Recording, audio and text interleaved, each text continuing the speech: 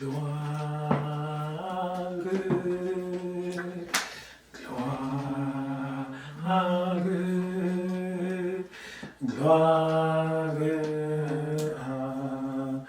l'agneau. Gloire, gloire, gloire à l'agneau, car il est glorieux et digne de régner. L'agneau est souverain. Nous élevons nos voix pour l'adorer. L'agneau est souverain, car il est glorieux et digne de régner.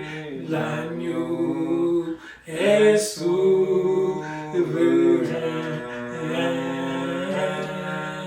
Nous élevons nos voix pour l'adorer. L'agneau est souverain. Seigneur, tu es digne d'être loué, d'être adoré et d'être magnifié, car tu es le premier et le dernier, le commencement et la fin, tu es l'alpha et l'oméga. Merci Seigneur pour ton amour, merci pour ta bonté, merci pour ta miséricorde, merci Seigneur pour le souffle de vie que tu renouvelles en nous. Amen. Nous sommes heureux de nous présenter devant toi Seigneur, parce que tu es notre bouclier, notre rempart, tu es notre forteresse, notre rocher, notre docteur, notre pourvoyeur. À toi la gloire au siècle des siècles. Que ta présence soit effective parmi nous ce matin, et que tout ce qui ne te glorifie pas, tout esprit qui ne confesse pas le nom de Jésus, je le pourchasse de ce lieu au nom de Jésus-Christ. Je proclame la victoire de Christ en ce lieu. Amen. Que le Seigneur prenne contrôle, que l'Esprit de Dieu nous dirige du début jusqu'à la fin. Amen. Et que personne ne rentre d'ici étant le même. Que nous soyons tous transformés par ta parole pour devenir pas de nouvelles, des vases d'honneur pour l'avancement de ton œuvre au nom de Jésus-Christ. Amen. Amen. Alléluia. Amen. Bien-aimé, notre message d'aujourd'hui a pour thème « Réveille-toi, Jésus t'appelle ». Alléluia. Amen. Réveille-toi, Jésus-Christ t'appelle. C'est le thème de notre message de ce matin. Nous allons lire le texte de base dans le livre de Romains, le livre l'épître de Paul aux Romains, au chapitre 13. Romains, chapitre 13. Nous allons lire à partir du verset 11 jusqu'au verset 14. Romains, chapitre 13, du verset 11 au verset 14. Nous lisons. Cela importe d'autant plus que vous savez en quel temps nous sommes. C'est l'heure de vous réveiller enfin du sommeil, car maintenant le salut est plus près de nous que lorsque nous avons cru. La nuit est avancée, le jour approche. Dépouillons-nous des œuvres des ténèbres et revêtons les armes de la lumière. Marchons honnêtement, comme en plein jour, loin des excès et de l'ivrognerie, de la luxure et de l'impudicité, des querelles et de la jalousie. Mais revêtez-vous du Seigneur Jésus-Christ et n'ayez pas soin de la chair pour en satisfaire les convoitises. Alléluia. Amen. Voilà la lecture solennelle de la parole de Dieu. Que le Seigneur nous édifie par ce message au nom de Jésus-Christ. Amen. Amen. Bien-aimés, le thème de notre méditation, comme nous avons dit, c'est « Réveille-toi, Jésus t'appelle ». Nous venons de suivre comment l'apôtre Paul exhortait les chrétiens de Rome en leur disant que c'est l'heure de vous réveiller enfin du sommeil. Pourquoi Paul dit se réveiller enfin du sommeil? Parce qu'ils ont longtemps dormi. Donc nous sommes dans la même situation. Cette parole s'adresse à nous. Réveille-toi enfin du sommeil, mon frère. Ma soeur, réveille-toi enfin. Tu as trop dormi, tu as trop somnolé, tu as trop traîné. Tu devais déjà être loin avec Dieu. Le Seigneur t'a préparé, le Seigneur t'a vraiment nourri, édifié. Dieu t'a bâti pour que tu sois un instrument utile dans sa maison. Mais à cause de la paresse, à cause de la distraction, à cause du laisser-aller, de l'indiscipline, jusqu'aujourd'hui tu es endormi. Qu'est-ce que le sommeil? Le sommeil, c'est un moment d'assoupissement, ou quelqu'un ne travaille pas, tu ne fais pas la tâche, tu n'accomplis pas la tâche que l'on attendait de toi. Donc un chrétien qui sait qu'il doit prier et qui ne prie pas, il est spirituellement endormi. Un chrétien qui sait qu'il doit méditer la parole de Dieu, il ne le fait pas, tu es spirituellement endormi. Un chrétien qui sait que je dois évangéliser, je dois ramener les âmes à Christ et qui ne le fait pas, c'est une manifestation du sommeil spirituel. J'ai donné ces 3 exemples. Mais toi-même, dans ta conscience, tu peux réfléchir et voir quelles sont les autres manifestations du sommeil spirituel dans ma vie. Ce sommeil spirituel peut se manifester même par le fait que tu ne dis pas la vérité à ton prochain. Tu retiens la vérité captive, tu as honte. Tu veux ménager tes intérêts, tu veux garder l'amitié charnelle avec les gens. Et comme ça, tu ne leur dis pas la vérité. C'est une forme de sommeil spirituel. Donc il y a plusieurs domaines, même le jeûne. Quand tu sais que je dois jeûner et tu ne jeûnes pas, ça veut dire que tu es spirituellement endormi. Donc c'est à toi d'examiner ta propre vie. Fais de cette parole une application à ta propre vie pour te demander quelles sont les manifestations du sommeil spirituel dans ma vie. Et repens-toi et pratique tes premières œuvres et la grâce de Dieu sera ton partage au nom de Jésus. Amen. La nature nous enseigne beaucoup de choses. C'est Paul qui l'a dit que la nature elle-même ne nous enseigne-t-elle pas que... Donc, la nature est un grand enseignant. Et quand tu observes attentivement la nature, tu vas apprendre beaucoup de choses. Et certaines choses que nous voyons dans la nature sont le reflet des principes spirituels de la vie spirituelle. Par exemple, tout ce qui ne grandit pas diminue. Voilà un principe. Tout ce qui ne grandit pas, ça diminue. Ce n'est qu'une question de temps. Même si tu ne vois pas ça diminuer aujourd'hui, tant que ça ne progresse pas, un jour, ça va régresser. Tout ce qui ne te fortifie pas t'affaiblit. Il y a des choses qui ne te fortifient pas. Tu crois que rien n'est neutre, rien n'est innocent sur la terre. Ce qui ne te fortifie pas, ça t'affaiblit. Ce qui ne t'édifie pas, parce que édifier veut dire construire. Ce qui ne t'édifie pas, qui ne te bâtit pas spirituellement, ça te détruit. Or, beaucoup d'enfants de Dieu aujourd'hui perdent le temps à se demander pourquoi on interdit ceci, où est le verset biblique qui dit de ne pas faire ceci ou cela, alors que tu n'as pas besoin de verset biblique. Tu as une jauge, tu as un étalon de mesure dans ton cœur. Tu dois regarder en toi-même que quand je m'affectionne aux choses du monde, quand je me donne vraiment au plaisir charnel, quand je me donne à la discrétion, est-ce que ça m'édifie? Est-ce que ça me rapproche? Tout ce qui ne te rapproche pas de Dieu t'éloigne de Dieu. Alléluia. Amen. C'est automatique. Quand tu sens que ce que je fais là, ce plaisir charnel que je me livre là, ces passions du monde là, ça ne me rapproche pas de Dieu. Non, ça ne te laisse pas intact. Non seulement ça ne t'amène pas près de Dieu, mais plutôt ça t'éloigne. Ça crée un grand écart entre Dieu et toi. C'est pour ça que dans 1 Corinthiens chapitre 10 verset 23, 1 Corinthiens chapitre 10 verset 23, l'apôtre Paul dit, tout m'est permis, mais tout n'est pas utile. Tout m'est permis, tout n'édifie pas. Il y a des choses que vous pouvez faire parce que c'est permis, c'est autorisé, la loi n'interdit pas ça. Mais à la fin, lors du bilan final, je me rends compte que ça ne m'a pas édifié, ça m'a plutôt affaibli spirituellement, ça m'a diminué, ça m'a rendu fragile. Ça m'a rendu maintenant plus perméable et vulnérable au risque de l'ennemi. Satan a maintenant accès sur moi, alors qu'avant que je me livre à ses plaisirs, ses passions, ses discrétions, je me sentais encore bien fort spirituellement, ayant la capacité de repousser les ruses et les assauts ténébreux des méchants. Et dans 1 Corinthiens chapitre 6 verset 12, l'apôtre Paul a insisté sur le même principe dans 1 Corinthiens chapitre 6 verset 12, il dit « Tout m'est permis, mais tout n'est pas utile. Tout m'est permis, mais je ne me laisserai asservir par rien. » Même le sommeil, c'est permis de dormir. Mais si tu te laisses asservir par le sommeil, si tu dors à l'excès, finalement ça va te nuire, ça va te détruire, ça va t'empêcher d'atteindre tes objectifs. Je prie qu'il n'en soit pas ainsi pour toi au nom de Jésus. Amen. Reste éveillé, éveillé physiquement, éveillé spirituellement. Reste éveillé, reste toujours d'attaque, sois toujours prêt pour faire la volonté de Dieu. Ne te laisse pas distraire. Il y a les commentaires, les congosas, les commérages que les gens font là. Ça n'édifie pas. Et si tu es à côté, pendant que les gens en parlent, si tu es sage, quitte. Excuse-toi. Ne laisse pas que ça vienne encombrer tes méninges. Parce que quand tu écoutes ce genre d'histoire, ça vient remplir ton cerveau, ça remplit ta mémoire. Et parfois, tu vas te retrouver en train de participer, de complaire pour faire plaisir aux hommes. Non.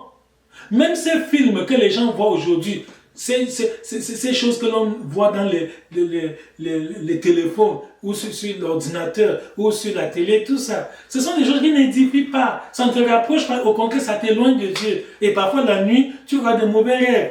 Tu vas te voir en train de commettre des choses, des abominations. Alors que si tu n'avais pas vu ces choses-là, tu n'aurais pas de mauvais rêves dans la suite.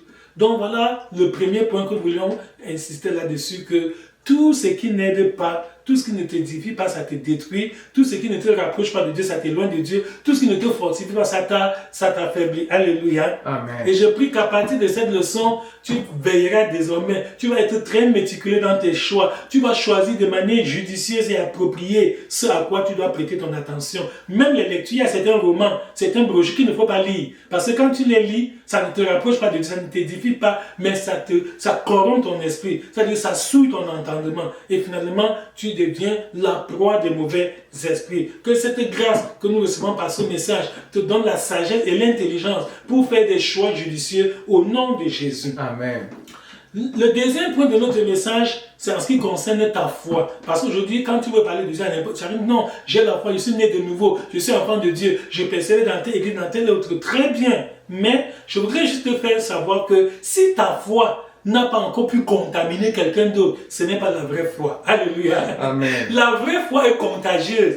La vraie foi ne peut pas être là comme ça, morte, non. La vraie foi est dynamique. La vraie foi n'est pas statique. La vraie foi est active. Donc, ce n'est pas verbalement. Ce n'est pas avec la bouche qu'on dit qu'on a la foi. Non. Ce n'est pas les actions concrètes. C'est lorsqu'on voit comment tu agis, comment tu te décides et tu accomplis la volonté de Dieu. On sait que tu as la vraie foi. Donc, ma question est de savoir, voici l'année 2025 qui tire vers sa fin. Nous sommes déjà au mois d'octobre. Combien d'âmes as-tu ramené au Seigneur depuis le 1er janvier? Voilà, disons, voilà plus de 9 mois qui se sont écoulés. Est-ce que ta foi a pu contaminer un païen jusqu'à ce que le païen est venu à Jésus? Si tel n'est pas le cas, vraiment c'est un échec. Si dans ton lieu de service, ta foi n'a contaminé aucun de tes collègues depuis je ne sais pas combien d'années tu travailles dans ce lieu de service, tu connais ton ancienneté professionnelle. Si depuis que tu es dans ce lieu de service, ta foi n'a contaminé personne, il n'y a personne qui travaille, il n'y a aucun de tes collègues qui t'a suivi pour donner aussi sa vie à Jésus, sache que tu es en danger.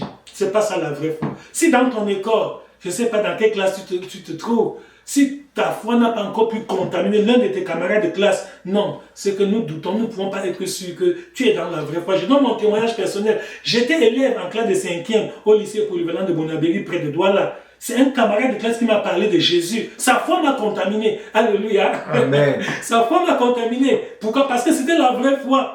Il n'était pas timide. Il n'était pas comme toi qui, à côté des non-croyants, tu passes la journée avec eux, tu ne leur parles pas de Jésus. Non. Il n'était pas timide, il n'avait pas peur il n'avait pas honte de l'évangile. Alléluia. Amen. Dans Romains chapitre 1, verset 7, l'apôtre Paul dit, car je n'ai point honte de l'évangile. Ce jeune frère n'avait pas honte de l'évangile. Voilà pourquoi dans notre classe, il a commencé en 6e à évangéliser. Nous n'avons pas cru, c'est en 5e que j'ai cru. Donc il m'a évangélisé pendant plus d'1 an. De la classe de 6e jusqu'en 5e où j'ai donné ma vie à Jésus. Mais il était persévérant, malgré les injures, les camarades de classe ont moqué de lui. Tout le monde, on le tournait en on le prenait pour un fou. On dirait vraiment c'est un... Bref, je ne voudrais pas prononcer ce genre de mots ici. Mais finalement, sa foi m'a contaminé. Et je sais accepter le Seigneur comme lui. Alléluia. Amen. Je prie que ta foi devienne contagieuse au nom de Jésus. Amen. À partir d'aujourd'hui, que ta foi contamine tes camarades de classe, toi qui es élève ou étudiant. Amen. À partir d'aujourd'hui, que ta foi contamine tes collègues de service, toi qui es déjà dans la vie active. Amen. Que ta foi contamine les membres de ta famille, toi qui es dans la société. Amen. Que au moins une personne dans ta famille te suive dans la foi. C'est la preuve que oui, tu n'es pas vraiment froid, tu n'es pas timide, tu n'as pas honte de l'évangile. Alléluia. Amen. Voilà, bien aimés frères et sœurs, c'est très important que notre foi soit contagieuse. Et un autre point, je voudrais te dire que si les gens du monde ne t'ont pas encore qualifié de fou, non, tu n'as pas encore cru. Le jour où tu vas vraiment donner ta vie à Jésus, les gens du monde vont te qualifier de fou parce que la sagesse de Dieu est une folie devant les hommes. Ce que nous on voit bibliquement que c'est bien, les hommes voient ça comme plutôt la folie, c'est ça. Je me rappelle quand j'avais donné ma vie à Jésus, mes camarades se moquaient de moi, ils disaient mais c'est pas possible, comment un jeune homme de ton âge, tu ne bois pas, tu ne fumes pas, tu ne cherches pas les femmes, mais tu es déjà mort, tu fais quoi sur la terre, vous voyez? Donc le fait de pratiquer la chasteté, le fait de ne pas se livrer aux passions du monde, pour eux, ils voyaient que c'est une forme de folie, que je suis fou, que je suis insensé. C'est la même chose aujourd'hui. Si vraiment les gens du monde te trouvent encore normal, non, on doit dire que tu n'es pas normal. Si tu te comportes comme un vrai enfant de Dieu, ceux qui ne connaissent pas Dieu vont dire que tu n'es pas normal. On me disait qu'on t'a trompé, on t'a mis dans une secte, on t'a vraiment détruit, on nous qualifie de tout. Donc voilà, il faut que tu vérifies toi-même. Voilà des critères d'appréciation. Tu peux sur ces bases regarder que si le monde se sent à l'aise près de moi, si les gens du monde se sentent à l'aise près de moi, est-ce que vraiment j'ai Jésus? Est-ce que le feu de Dieu brûle en moi? Quand tu es enflammé pour Jésus, tu vas voir que ceux qui n'aiment pas Jésus, ils vont prendre leur distance vis-à-vis de toi. Ils vont s'écarter de toi. Mais si les païens ont le courage de venir près de toi et faire les calomnies, le congossa, et parler des paroles de blasphème, et raconter les aventures sentimentales, qu'ils étaient en boîte de nuit pendant le week-end, et tu es là, tu écoutes, et tu dis que tu es chrétien. Non, non, non. Mon frère, examine encore ta vie, pour voir si c'est vrai que tu es enfant de Dieu. Alléluia. Amen. Oui, nous, quand on avait cru, je me rappelle que même au village, les parents disaient que on a déjà perdu le marché sur Assin. Ça ne vaut plus la peine parce qu'on avait beaucoup d'espoir sur cet enfant qui va devenir quelqu'un. Mais voilà, il est entré dans une religion qu'on ne comprend pas. C'est ça. Ça fait longtemps que tu dors. L'apôtre dit dans Romains 13, 11 que il est temps de se réveiller enfin du sommeil. Réveille-toi du sommeil et manifeste ta vie chrétienne. Si vraiment tu es vrai enfant de Dieu et tu mènes une vie digne de l'évangile, tu vas parler comme Paul dans Galates 2:20. Dans Galates chapitre 2 verset 20, l'apôtre Paul dit que car j'ai été crucifié avec Christ. Et si je vis aujourd'hui, ce n'est plus moi qui vis, c'est Christ qui vit en moi. Alléluia. Amen. Si Christ vit en toi, oui, si c'est Christ qui parle en toi, si c'est Christ qui agit en toi, si c'est Christ qui répond en toi, là tu es un vrai chrétien. Mais il y a parfois certaines réponses qui sortent de ta bouche. Toi-même, demande, est-ce que Jésus pouvait dire des choses comme ça? Est-ce que Jésus pouvait répondre de cette manière? Est-ce que Jésus pouvait se comporter de la sorte s'il était dans la même situation que moi? C'est un très bon critère d'évaluation. Chaque fois que tu demandes un problème, demande-toi, que ferait Jésus à ma place? Quand on te pose une question, pose-toi la question, quelle réponse Jésus aurait donnée s'il était à ma place? Et tu vois que ça va t'aider. Donc, tu es en train de dormir spirituellement parce que tu es en retard. Tu aurais dû déjà assimiler toutes ces choses. Tu as déjà fait la démonstration, tu as déjà être un modèle, un bon exemple de cette vie chrétienne dans ton entourage immédiat. Et je prie que ce message te réveille du sommeil au nom de Jésus. Amen. Que par cette parole que nous écoutons ce matin, que tu sortes du sommeil spirituel et que tu mènes une vie digne de l'évangile. La Bible a dit que nous sommes la lumière du monde, non pas la lumière de l'église. Ici à l'église, nous, on est très fort pour montrer qu'on est enfant de Dieu. Quand on est ici à l'église, chacun vraiment montre que vraiment il est un grand chrétien, il est bouillant. Non, c'est pas ici qu'on connaît si tu es chrétien ou pas. Il n'a pas dit que vous serez la lumière de l'église, il a dit que vous serez la lumière du monde. Donc parmi les païens, c'est là que tu dois montrer que tu es la lumière, que tu es un exemple, que tu es un bon modèle, que tu es un vrai chrétien. C'est là-bas. Ici, tout le monde est comme un ange. Si on nous regarde, on peut imaginer l'un de nous peut commettre une erreur. Tellement nous sommes sérieux. Quand on est à l'église, on est sérieux. Devant le pasteur, chacun fait tout pour être exemplaire. Mais c'est pas ça. La Bible, vous les reconnaîtrez à leurs fruits, dit Jésus. Et les fruits, c'est dans le champ, c'est sur le terrain, c'est dans nos maisons, dans nos foyers, dans nos familles, dans nos lieux de service, dans nos écoles, dans nos quartiers. Voilà là où tu dois être la lumière du monde, où tu dois briller. C'est ça. Et le plus grand danger encore qu'il y a en ce qui concerne le sommeil spirituel est que quelqu'un peut être spirituellement endormi sans le savoir. Pour lui, il croit qu'il est vraiment bien, que tout va bien, alors que devant Dieu, il est endormi. Comme Paul dit, c'est l'heure de vous réveiller enfin du sommeil. Vous avez trop dormi, vous somnolez, vous êtes en train de ronfler. Il y a des chrétiens qui sont en train de ronfler depuis des mois, depuis des années. Ils ronflent dans l'assemblée, ils ronflent dans la même église. Ils ne bougent pas, sa vie tourne en rond. Il ne fait aucun pas, il tourne autour de la même montagne. Tous les jours, il confesse les mêmes péchés. Après, il les reprend. Ce n'est pas bon. Tu as trop dormi et Dieu te demande de te réveiller enfin du sommeil. Le sommeil spirituel, c'est comme la folie. Le sommeil spirituel ressemble à la folie. Pourquoi? Parce que généralement, le fou ne sait pas qu'il est fou. Peut-être vous ne le savez pas. Si vous observez bien un fou, le fou en lui-même ne sait pas. Parfois même, le fou pense que c'est toi qui es normal, qui es fou. Oui. J'ai vu des fous rire, c'est-à-dire ils voient une personne en bonne santé passer en route. Le fou se met à rire de lui. C'est-à-dire il regarde, il se pose la tête, il dit, vraiment les gens s'y souffrent. Il te voit comment tu prends la peine pour être propre, pour travailler. Lui qui mange dans les poubelles, il pense qu'il est heureux, il pense qu'il est un homme, il pense qu'il est bien. Donc c'est toi qui es fou à ses yeux. Et j'ai appris un témoignage qu'un jour, un fou a vu un autre fou et il se moquait du deuxième fou, le premier fou se moquait du deuxième fou en lui disant que vraiment ta part de folie c'est grave. Vous voyez? Alors que lui-même, il est dans le même état. Alléluia. Amen. Donc c'est ça, le sommeil spirituel n'est pas bien. Je me rappelle le jour où Jésus a dit aux Juifs, dans Jean chapitre 8, verset 30, que si vous demeurez dans ma parole, vous êtes vraiment mes disciples, vous connaîtrez la vérité vous affranchira. Ils lui ont répondu, j'aimerais que nous puissions lire ce texte ensemble. Alors, Jean chapitre 8, verset 30 à 36. Jean chapitre 8, verset 30 à 36. Pour montrer que le fou ne sait pas qu'il est fou. Généralement, quand quelqu'un est orgueilleux, lui-même ne sait pas qu'il est orgueilleux. C'est les autres personnes qui voient que ce frère est orgueilleux, cette sœur est orgueilleuse. Mais le frère ou la sœur, le frère orgueilleux ou la sœur orgueilleuse, lui-même croit qu'il est très humble. C'est lorsque les autres l'observent qu'ils se rendent compte que ce bien-aimé est plein d'orgueil. Et on prie pour lui pour que le Seigneur le transforme.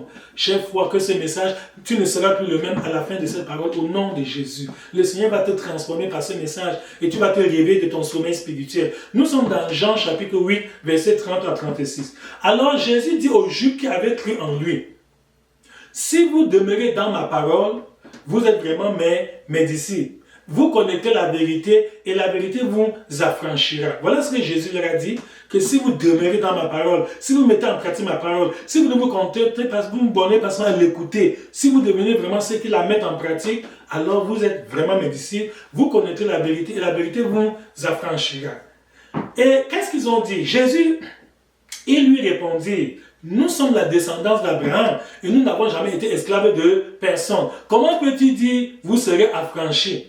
Jésus leur répondit, en vérité, je vous le dis, quiconque commet le péché est esclave du péché. Et l'esclave ne demeure pas éternellement dans la maison, mais le Fils y demeure toujours. Si donc le Fils vous affranchit, vous serez réellement libre. Alléluia. Donc voilà ce que la parole de Dieu nous dit. Jésus leur disait qu'ils sont esclaves, mais eux disaient qu'ils ne sont pas esclaves. Ils croyaient qu'ils sont libres. Vous voyez, alors que cela n'était pas vrai. Donc, dans la vie spirituelle, on n'apprend pas en écoutant. Dans la vie spirituelle, on n'apprend pas en écoutant. Dans la vie spirituelle, on n'apprend pas en écrivant. Dans la vie spirituelle, on n'apprend pas en répétant. Non. Après avoir écouté ce message, vous n'avez rien appris. Après avoir écouté ce message, si vous l'avez recopié dans vos cahiers, vos agendas, vous n'avez rien appris. Après avoir écouté ce message, si vous le répétez mais à quelqu'un d'autre, vous lui dites que oui, le pasteur a prêché sur le sommeil spirituel, vous n'avez encore rien appris. C'est lorsque vous allez vous mettre au travail pour mettre en pratique cet enseignement que vous aurez appris quelque chose. Donc, dans la vie spirituelle, on n'apprend pas en écoutant, on n'apprend pas en recopiant, on n'apprend pas en répétant, on apprend en pratiquant, en obéissant. C'est ça. C'est lorsque je prends l'exemple du jeûne. Je peux prêcher le message sur le jeûne. Tu écoutes le message sur le jeûne du début à la fin, tu n'as rien appris. Je peux prêcher le message sur le jeûne. Tu le recopies même intégralement, mot pour mot. Tu n'as rien appris. Je peux prêcher le message sur le jeûne et tu fais part de ça à un frère qui n'était pas au culte. Tu lui dis, voici ce que le pasteur a prêché. Tu n'as rien appris. C'est lorsque tu vas décider que ce jour-ci, je vais jeûner. Moi-même, je vais prendre du temps pour passer cette journée devant Dieu afin d'être concentré pour prier. C'est là que tu sauras que tu as appris quelque chose. Tu as appris le jeûne. Donc, quelqu'un qui a entendu parler du jeûne n'a rien appris. Donc, c'est en mettant en pratique, c'est en se mettant au travail, c'est en accomplissant la volonté de Dieu qu'on grandit spirituellement. Le secret de la croissance dans la vie spirituelle, c'est l'activité. Le secret de la croissance, le secret du progrès, le secret pour atteindre la maturité spirituelle, ce n'est pas la connaissance théorique, non. Ce n'est pas juste tout ce que nous enseignons, non. Le secret de la croissance dans la vie spirituelle, c'est l'activité. C'est quand tu es actif dans la foi que tu grandis. Tant que tu es là tous les jours pour écouter, tu ne grandis pas. Tant que tu ne fais que recopier dans ton cahier, tu vas remplir 1000 cahiers, tu ne grandis pas spirituellement. Tant que tu reportes aux autres, on a dit à l'église, on a appris que le pasteur, tu ne grandis pas. Le jour où tu vas te mettre à pratiquer, à obéir, à faire la volonté de Dieu, c'est alors que tu vas grandir. Je me rappelle le premier jour où j'ai jeûné. C'était grave. À 6 heures le matin, j'avais faim comme si j'ai fait 1 an sans manger. À 6 heures le matin. Là, le jour où j'ai jeûné pour la première fois en 1978. Je sentais, c'est comme si j'allais me mourir. Et pourtant, il y a des jours où je ne jeûne pas. Même jusqu'à 9 heures, je ne mange pas, ça ne me gêne à rien. Je vais même à l'école. C'est même, à l'époque, on fréquentait 2 fois, on rentrait à la maison, on repartait à 14h30. Mais le jour où j'ai dit que je jeûne, c'est comme si tout mon ventre, tous mes intestins voulaient, je ne sais pas. Dès 6 heures le matin, après la prière matinale, j'avais terriblement faim. J'ai pris beaucoup d'efforts pour vraiment continuer jusqu'à 9 heures et je ne faisais que regarder l'heure à chaque minute. Je regardais comment la montre ici ne file pas aujourd'hui. Wow. Il n'y avait pas encore le téléphone portable, donc regardez l'heure sur la montre. J'ai dit, ouais, donc jusqu'à présent, je m'en vais me coucher au lit. J'ai passé toute la journée à dormir. C'est l'ignorance. Normalement, on ne gêne pas pour passer la journée à dormir. On ne gêne pas que concentrer pour prier et méditer la parole de Dieu. Mais j'étais encore nouveau converti. J'avais la volonté de jeûner. Et ce jour-là, j'ai passé la journée au lit. J'ai dormi de temps en temps. Je me réveille. Je regarde la montre pour savoir. Il n'est que 9 heures. Il n'est que 10 heures. J'ai dit, waouh, comment le temps dure aujourd'hui comme ça. Et dès que 18 a sonné, tiens! Je me suis levé, je me suis précipité à la cuisine pour prendre la nourriture et manger. Malheureusement, j'avais mangé à l'excès. Finalement, j'avais mal au ventre. Je sentais très mal au ventre parce que j'avais brutalisé mon organisme. J'ai pris que cela ne soit pas ton partage au nom de Jésus. Amen. C'est ça, bien-aimés. Soyons enflammés pour Dieu. Réveillons-nous du sommeil. Mettons-nous au travail. Faisons la volonté de Dieu. Que le feu de Dieu brûle en toi tout ce qui ne... Il y a ce cantique où nous chantons. Qu'un feu nouveau s'allume par ton amour à moi et dans mon cœur consume tout ce qui n'est à toi.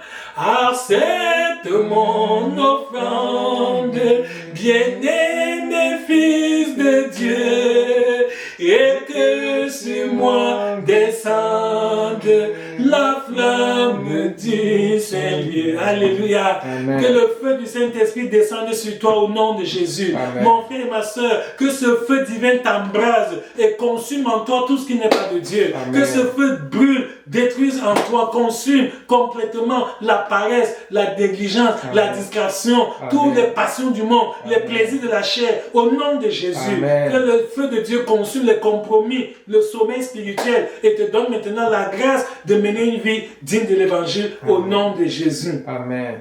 Bien-aimés, réveillons-nous du sommeil. Dieu ne veut pas des spectateurs dans l'église. Non, Dieu veut les gens qui croisent les bras, ils sont là, ils regardent. D'année en année, ta vie ne change pas. Non. Il faut que tu te réveilles et que tu te mettes au travail. Si tu vois quelque chose qui n'est pas bon, que ton regard ne s'attarde pas dessus. Beaucoup d'entre vous, quand vous surfez sur votre téléphone, s'il y a une mauvaise image, tu restes là pour encore regarder la mauvaise image. Alors qu'un vrai enfant de Dieu, dès qu'une mauvaise image apparaît sur ton téléphone, ou sur ton ordinateur portable, ou sur ton écran de télévision, tu dois zapper ça immédiatement. Mais parfois tu restes, tu es curieux. C'est une mauvaise curiosité. Tu veux voir quoi là? Ce n'est pas bon. Quand ce n'est pas bon, ce n'est pas bon. Donc ne perds pas le temps là-dessus. C'est une autre manifestation du sommeil spirituel. Un homme spirituel s'éloigne du mal avec promptitude, c'est-à-dire rapidement. Un homme spirituel ne s'attarde pas à côté du péché. Non, un homme spirituel, c'est que ça va m'impacter, ça va me détruire, ça va semer en moi ce qui ne rend pas gloire à Dieu. Que cette grâce soit ton partage au nom de Jésus. Amen. Nous avons appris que le second regard, c'est ça qui est le péché. Le premier regard n'est pas un péché. Pourquoi? Parce que quand tu marches en route, tu vois une femme ou un homme. Le premier regard te permet d'identifier que, ok, voilà un être humain, c'est pas un arbre, c'est pas une voiture. Ça suffit, continue ta route. Mais quand après avoir vu la personne avec le premier regard, tu te retournes encore pour la regarder avec un second regard. C'est là le regard de convoitise. Le second regard, c'est le regard de convoitise. C'est le regard où le diable va commencer à te montrer ses formes, à te droguer, à t'intoxiquer, à souiller ta pensée par de mauvaises idées, par des idées impudiques, d'adultère, de fornication. Le second regard n'est pas bon. Un enfant de Dieu qui est spirituellement éveillé, dès qu'il voit quelque chose qui n'est pas bon, immédiatement il se détourne de ça, il ne s'attarde pas là-dessus. Que cette grâce soit ton partage au nom de Jésus. Amen. Quand quelqu'un est spirituellement éveillé, quand tu n'es pas endormi spirituellement, même ta conscience est vraiment très sensible. Vous voyez le cas de David dans 2 Samuel chapitre 24 verset 5 à 6. 2 Samuel chapitre 24 verset 5 à 6. Saül poursuivait David pour le tuer. Et un jour, David était dans une caverne où il se cachait, fuyant Saül. Saül est venu dans la même caverne sans s'en rendre compte et il s'est endormi. Et David s'est levé. C'est le compagnon de David qui dit, voilà, Dieu a jugé ton affaire, Dieu a défendu ta cause, Dieu a livré ton ennemi dans tes mains, va l'achever, va le tuer, que la guerre s'arrête. David s'est levé, il est allé vers Saül, il a juste coupé le pan de son vêtement. Et la Bible dit au verset 2 Samuel chapitre 24 verset 5 à 6 que le cœur de David s'est mis à battre très fort. Voilà le cœur d'un vrai enfant de Dieu. Quand tu fais le premier pas vers le mal, non, ta conscience te juge, tu n'as pas la paix, tu perds la paix, je te dis la vérité, tu perds le sommeil, tu perds la paix, tu ne peux même pas manger, tu ne peux pas dormir. Voilà un vrai enfant de Dieu. Mais quand quelqu'un est spirituellement endormi, il peut aller vers le mal, faire le premier pas, le deuxième pas, le troisième, même jusqu'à consommer le mal, avant de dire, ouais, qu'est-ce que j'ai fait comme ça? Cela n'est pas bon.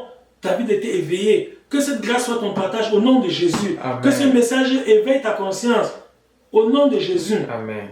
Même quand tu entends une conversation avec quelqu'un, tu commences à causer avec quelqu'un, et à un moment donné, tu te rends compte que la conversation se tire déjà vers le mal. On est en train de dérailler, on est en train de dévier. Dis, prends ton courage à dire que mon frère, ma soeur, mon ami, mon camarade, mon collègue, ça en est assez, je ne veux plus. Je m'arrête là, je ne veux plus continuer cette causerie. Mais parfois, ton cœur te dit que la causerie, ça a bien commencé, mais déjà, l'allure où ça prend là, ce n'est plus bon mot. Mais tu restes toujours, tu as honte, tu as peur du candidat, tu crains ce que les hommes, tu as peur que les hommes vont se fâcher de toi. Et c'est comme ça que tu souilles ta conscience, tu compromets ta foi, et tu écoutes des choses qu'un vrai enfant ne doit pas écouter. Enfin, on parle, tu ris, tu souris, même si tu ne dis rien, tu ne parles pas de la bouche, mais on ne dit, qui ne dit mot consent, tu es en train de te détruire et l'ennemi va t'accuser avec ça devant Dieu. Je prie que Dieu te réveille aujourd'hui et qu'il te donne la haine du péché. Alléluia. Amen. Que Dieu te réveille et qu'il inculque en toi la haine du péché. Que cette parole te réveille, que ce message te réveille du sommeil spirituel et sème en toi la haine du péché, une sainte jalousie contre tout ce qui ne rend pas gloire à Dieu au nom de Jésus. Amen. Mais je voudrais faire la précision que nous devons haïr le péché, mais nous devons aimer le pécheur.